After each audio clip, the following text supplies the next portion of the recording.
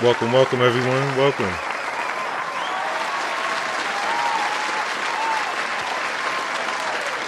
We up, everything's a go. We're looking good. How we doing, party people?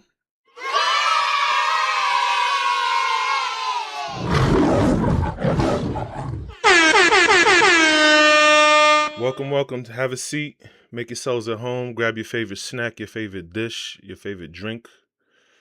Whatever it may be, we are here and we're here to party. So let's get to it. First of all, before we begin, I want to thank each and every last one of you for tuning into this multi-million-dollar stream. I'm Kev Prosper, founder and CEO of Prosperity, selling travel and wellness consulting, merchandise, and media that teach people how to master their mindset and live life on their own terms. You are tuned into Love and Money on Prosperity Plus. Thank you for contributing to the Cash App, $Prosperity ULLC. Thank you for visiting the website below at prosperunlimited.com. And most importantly, thank you for liking, subscribing, following, and sharing. That's right, boys and girls. Remember to invest in the brand Prosperity ULLC. Build wealth, travel boldly, live royally. All right, let's get straight to it, man. We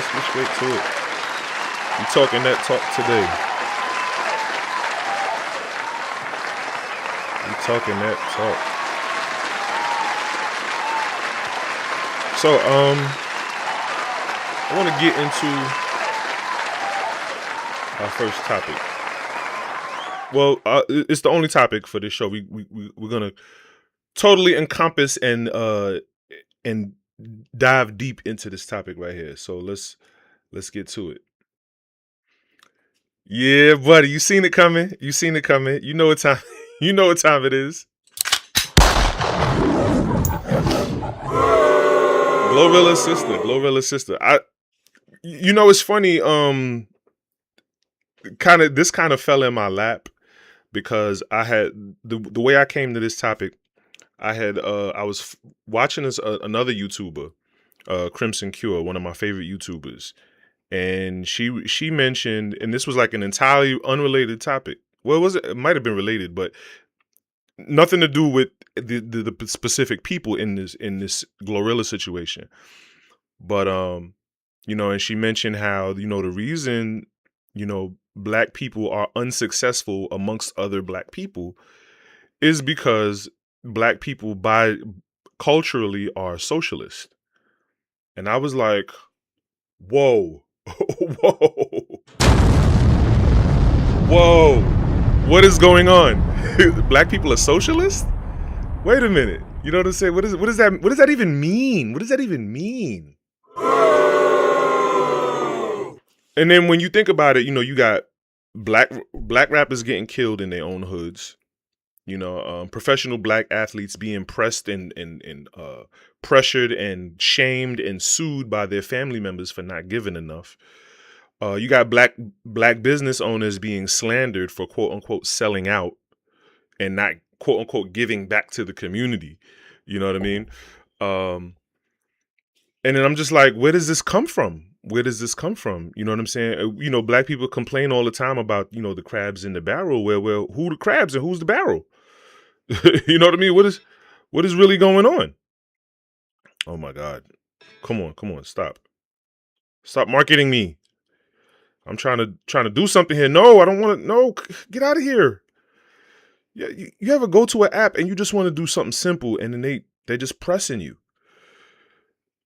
They're just flickering all these images and posts and yeah, anyway. And so I was like, what is this about? And then lo and behold, the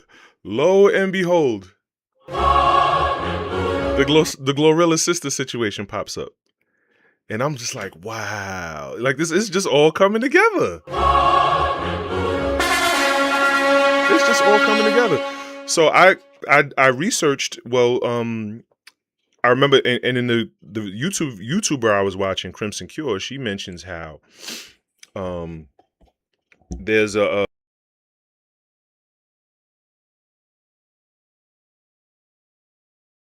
yeah. She mentions how there's a an African proverb principle. You know what I'm saying? Where it's called Ubuntu. Ubuntu, and it's I am because we are. It's a very communal proverb.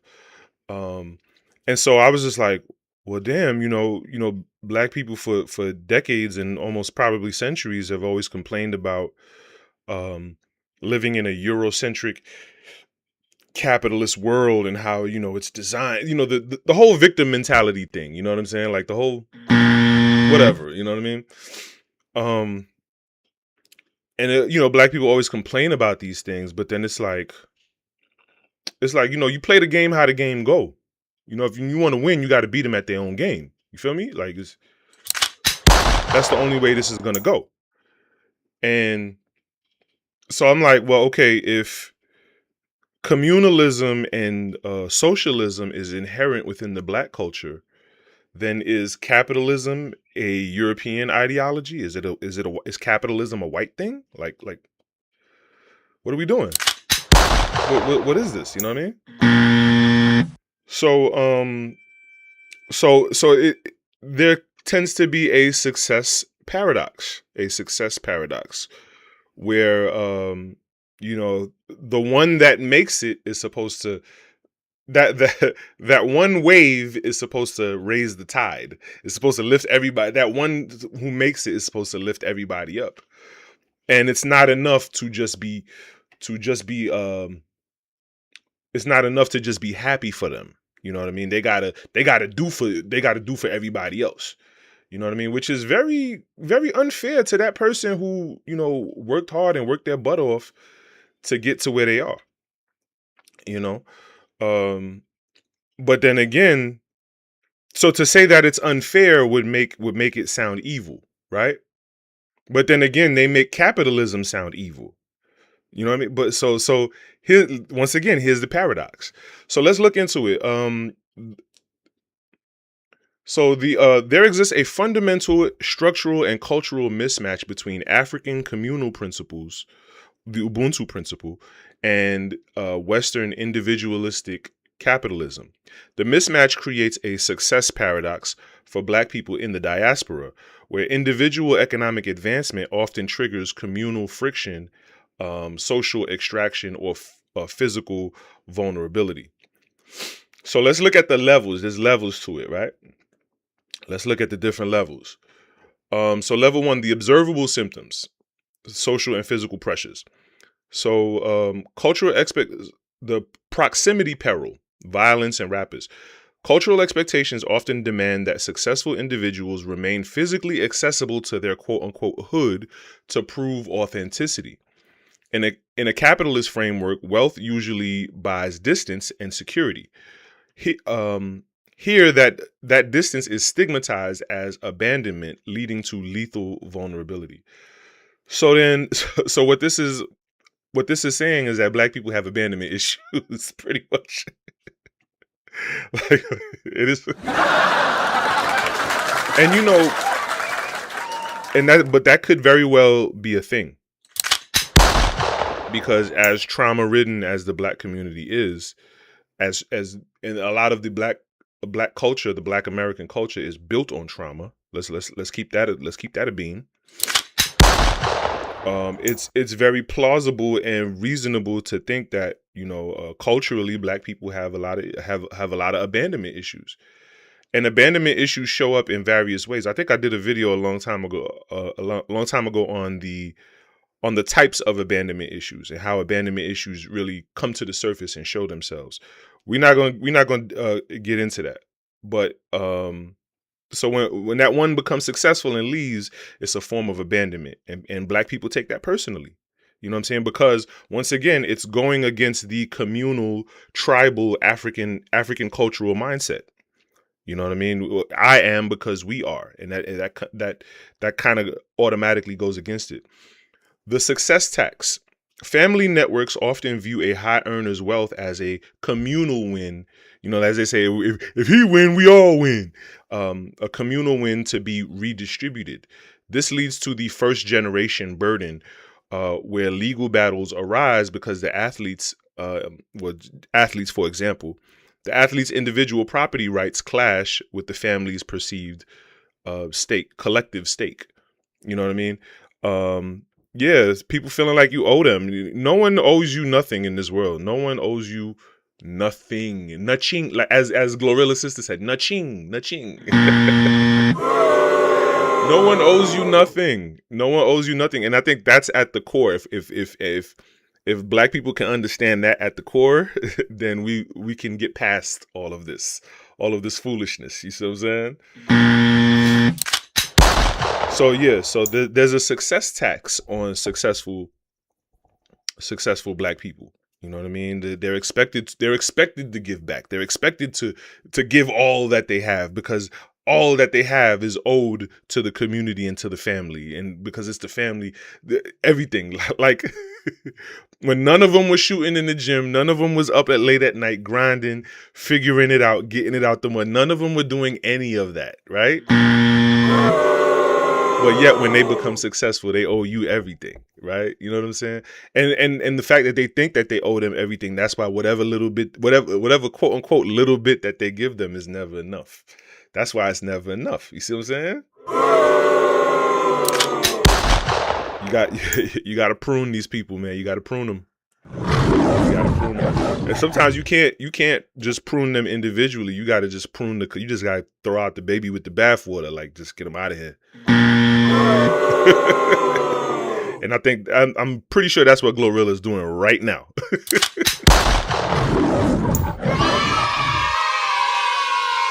All right, the authenticity test. When black entrepreneurs align with mainstream corporate structures to achieve exit level wealth, right, quote unquote selling out, they are often slandered as sellouts. Like I just said, this suggests a cultural definition of success that is suspicious of any growth that moves beyond the immediate community's control. It's a control issue. There you have it. So I remember being leery of I think, was it Carol's daughter? Is that the hair care product? Carol's daughter. I think that's what it's called. Let me make sure. Carol's daughter, right? Carol's daughter. Yeah. That's what it is. Yeah, Carol's daughter. I remember Carol's daughter was real popular in the 2000s and whatnot, for all the shea butter girlies. 777. rack them up. Carol's daughter was real popular, and then I found out that they quote unquote sold out, right, to a bigger corporation, and I was just like, nah, I ain't buying that stuff no more. The authenticity test, there is a question to that, and there is a thing to that, because the authenticity doesn't necessarily have to do with selling out to a quote unquote white corporation, but it's just sometimes it's good to have, when it comes to certain products, it's good to have that authenticity. You know what I'm saying? That down home relatableness, because then they can tailor the products to your needs. They're more relatable to you, whereas a big quote unquote white mega corporation might not have their finger on that pulse. You see what I'm saying? So I think that's a different kind of thing. You know what I mean? But okay, so those are the observable symptoms. Let's get to level 2, the philosophical foundations, the software. Let's get into the brain. Let's get into the psychology and why these people are the way they are. You know what I'm saying? So Ubuntu versus socialism. So Ubuntu in and of itself, the Ubuntu principle, I am because we are. That's an old African proverb, right? And this is kind of like, this is the kind of mentality and mind state that is passed down from the the slave to our present day black community, right? It's a relational ethic focusing on interdependence. So, you know what I'm saying? So it's like each one teach one. We all take care of each other. You know what I'm saying? All we got is us type deal. You know what I mean? And the reason I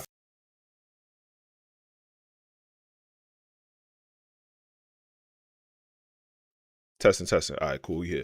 The reason I think the reason Black people hold so firmly to this to this mindset and this attitude is because it was ingrained in us from our childhoods. You know what I mean? This is how a lot of the slaves survived, by taking care of each other and helping each other up. You know what I mean? And so in the process of helping each other up, when one comes up, then we try to pull each other down. You know what I mean? Like it backfires in a way. It's perverted. The in and of itself, it's a pure concept, but it gets perverted in an oppressive state. You see what I'm saying? So yeah, Ubuntu, I am because we are, as a relational ethic focusing on interdependence. The distinction, while it shares a collectivist spirit with socialism, Ubuntu is a spirit, or in terms of moral and relational, whereas socialism is a structure. It's more political based.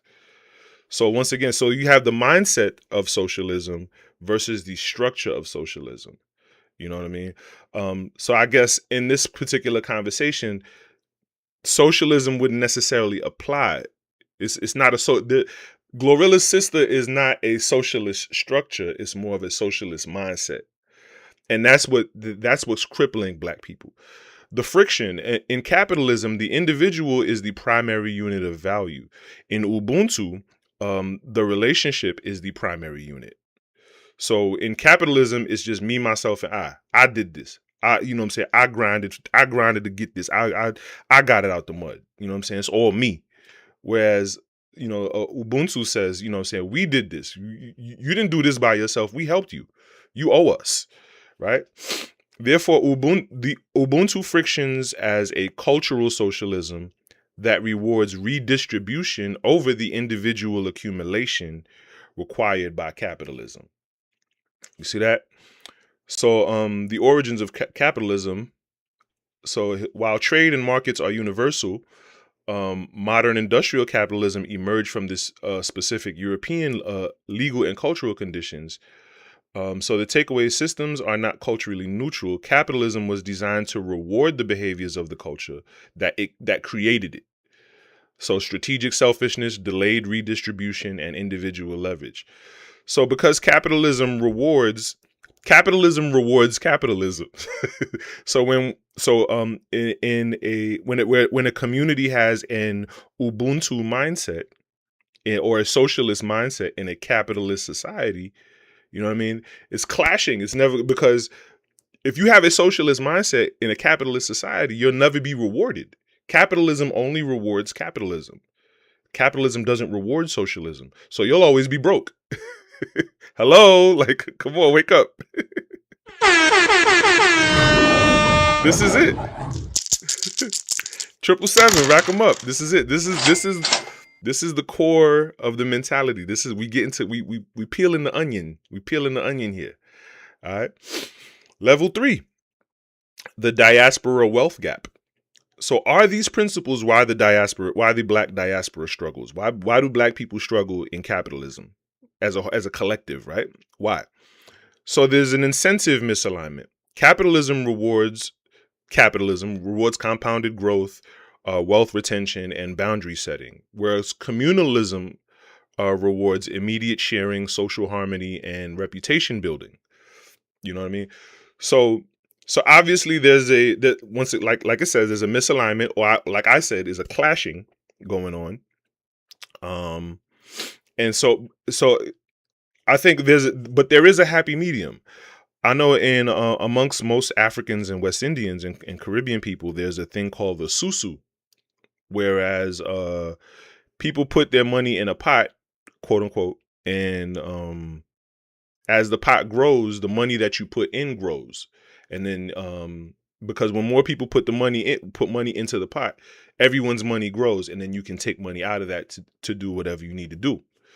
You know what I mean? And you can only take out proportionate to what you put in. So if what you put in grows, you can take out along with how much it grows. So it's communal, but it's also capitalistic as well. Compounded growth. It's compounded growth with social harmony.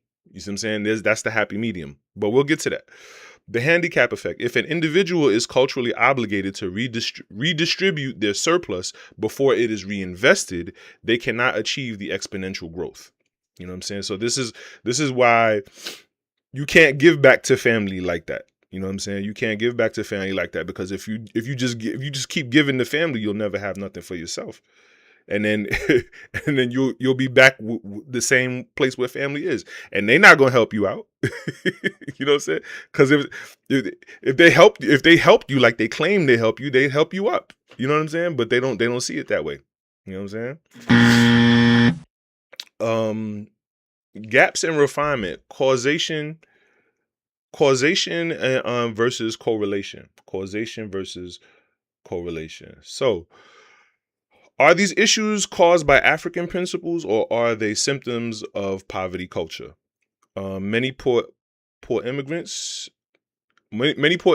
from various backgrounds exhibit crabs in a barrel behavior due to scarcity, regardless of their specific philosophy. Okay, so it ain't always a cultural communal thing. It's just we poor. We trying to come up, and you came up, so help us, please. You know what I'm saying? I really think that's what it really boils down to.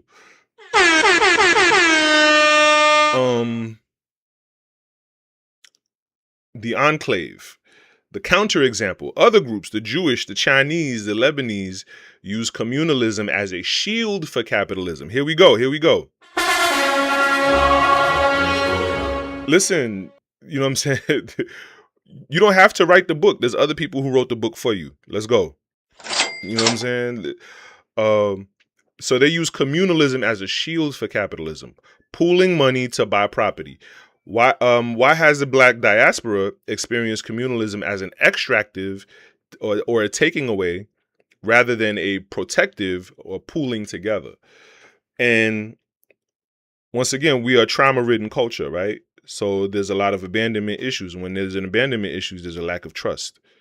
And a lot of pooling, when you pool things together, that requires what? It requires trust, right? And so it's hard to pool things together if the people don't trust each other. You know what I mean? And then of course a lot of people have been burnt by one of, and people who don't trust can't be trusted either, right? Like, that's another thing. So once again, it comes to the mindset. You have to use the communalism to protect yourself from the capitalism. You know what I mean?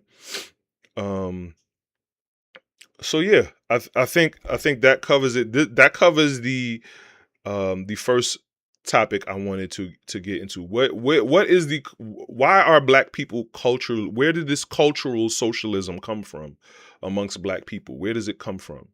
And how does it cripple us as far as the success paradox is concerned? I wanted to get into that, and I think we covered that. We covered that beautifully. So in the next episode, I want to talk about the programming. If this is the mindset, how is this mindset implemented into the mind of the Black child in the Black community, so that when they grow up, they either tear down Black success or they refuse to support Black success? That's going to be in the next topic.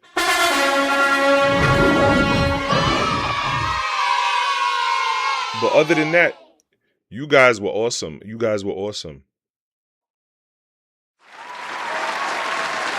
want to thank each and every last one of you guys for tuning into this multi-million-dollar podcast. I'm Kev Prosper, founder and CEO of Prosperity, selling travel and wellness consulting, merchandise, and media that teach people how to master their mindset and live life on their own terms. You are tuned into Love and Money on Prosperity Plus. Thank you for contributing to the Cash App at $ProsperityULLC. Thank you for visiting the website below at prosperunlimited.com. Thank you for liking, subscribing, following, and sharing. That's right, boys and girls, and remember to invest in the brand Prosperity ULLC. Build wealth, travel boldly, live royally. I'll see you guys next time. Bye. Be sure to shop Amazon with Prosperity U LLC. Link in the description.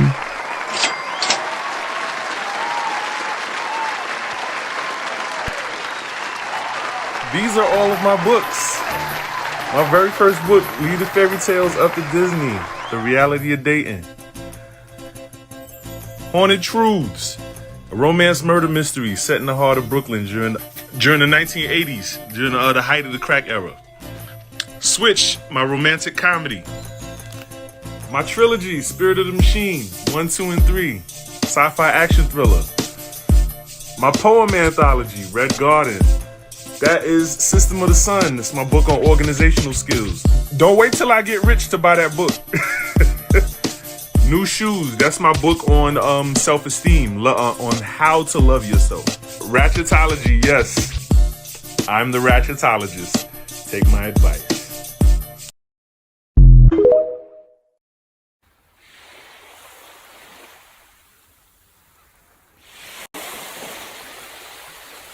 Visit prosperunlimited.com and click travel to book your next vacation.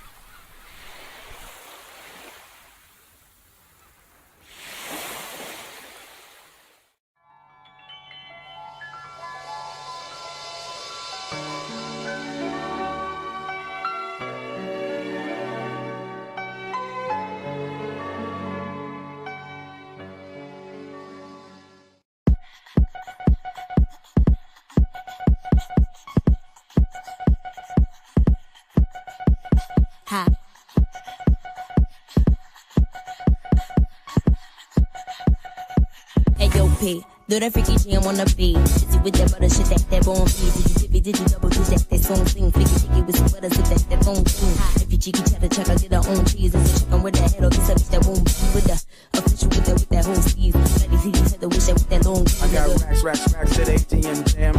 Tell me what you wanna do. I got racks